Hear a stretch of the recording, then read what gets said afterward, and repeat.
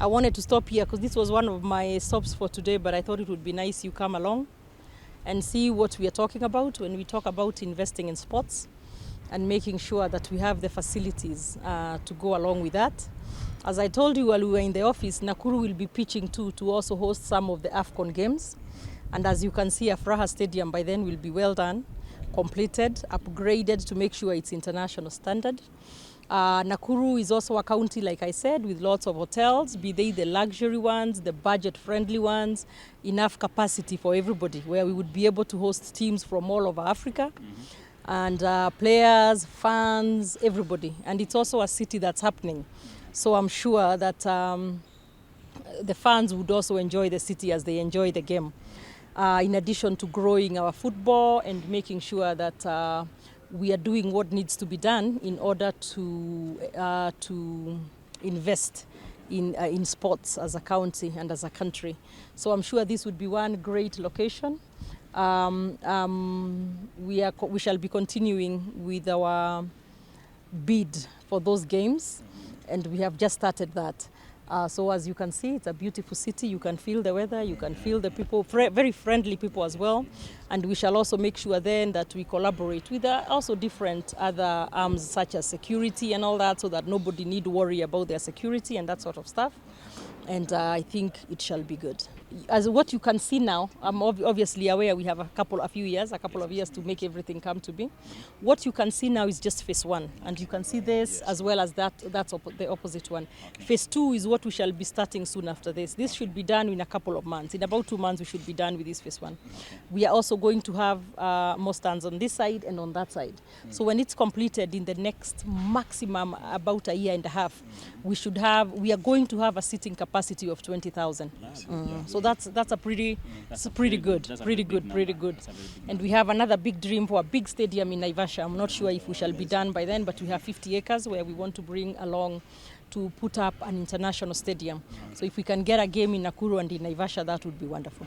Yeah, that would be, or both in Nakuru, it doesn't matter.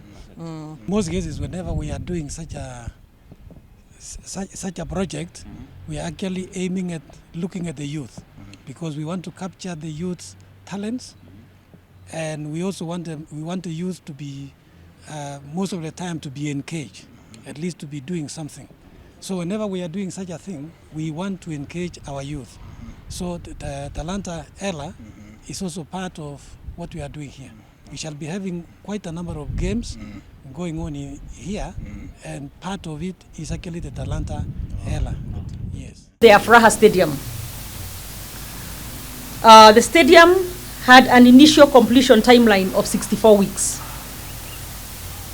By the time of my assumption of office, 104 weeks ago, the construction was only at 37%. So the stadium should have been completed in 64 weeks, but when I came in at 104 weeks later, only 37% of that stadium had been done. And by the way, the money was there because it was a World Bank funded project.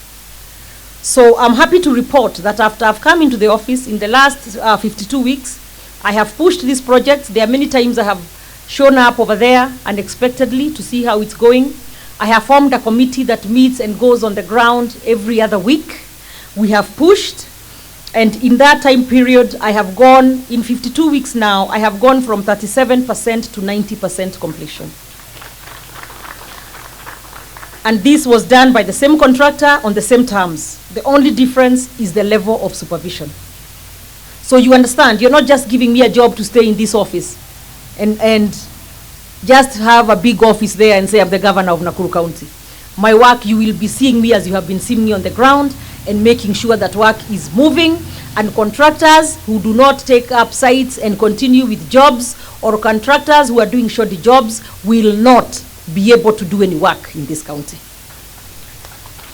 So we must not lose energy, and we must keep going. And every day that we lose on completing these projects is a day that the people of Nakuru County are not able to enjoy the services of this county.